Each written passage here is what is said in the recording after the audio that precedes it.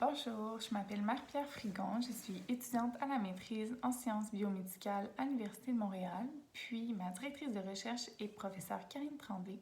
Mes co-directrices sont professeurs Marie-Ève Poitras et Mélissa Lavoie. Alors, mon projet de recherche s'intitule L'évaluation des besoins additionnels des couples porteurs de maladies héréditaires rares.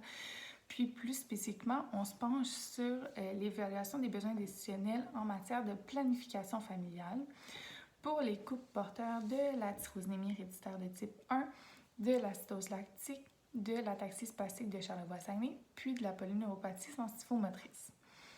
Alors, comme on sait, l'annonce d'un statut de porteur peut être une grande source d'inconfort, d'incertitude pour les couples porteurs. Puis, les professionnels de la santé qui les accompagnent doivent leur fournir toutes les informations nécessaires pour qu'ils puissent prendre une décision qui est éclairée, puis une décision qui est faite en fonction de leurs valeurs et de leurs préférences. Présentement, le soutien qui est offert aux couples porteurs n'est pas standardisé à l'ensemble du Québec, donc peut varier d'un endroit à l'autre, peut varier d'une conseillère à l'autre. On ne sait pas non plus s'il est fait de façon à favoriser un confort décisionnel à long terme. Il existe des moyens qui sont utilisés pour soutenir la prise de décision. Puis, parmi ceux-ci, on compte les outils d'aide à la décision. Donc, c'est des outils qui sont créés spécialement pour favoriser, soutenir une prise de décision en tenant compte des valeurs et des préférences d'un individu. Puis, on sait aussi que ces outils-là vont favoriser le confort décisionnel à long terme. Pour pouvoir créer des outils d'aide à la décision, la première étape, puis ce qui consiste en l'objectif principal de mon projet de recherche, c'est de venir décrire les besoins décisionnels, dans ce cas-ci, des couples porteurs de maladies héréditaires rares.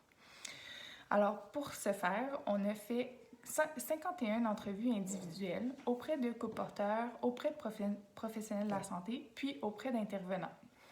Puis, maintenant, la période de collecte de données est terminée. Donc, on est rendu aux analyses.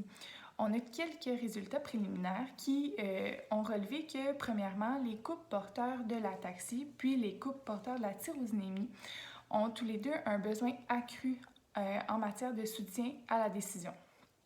On a aussi relevé que les impacts de certaines options sur les impacts, par exemple, sur la famille ou les impacts sur le couple sont discutés de façon non optimale avec les couples porteurs.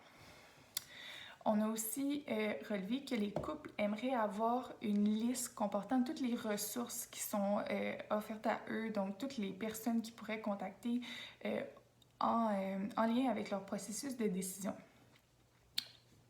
Donc, lorsque les analyses seront terminées, les résultats vont permettre la création d'outils d'aide à la décision pour les 4 maladies héréditaires qui sont étudiées. Je voulais remercier sincèrement Coram pour leur soutien financier qui va me permettre de terminer les analyses de mon projet de recherche, puis ultimement de pouvoir entrer dans la phase 2 de l'étude. Alors, merci.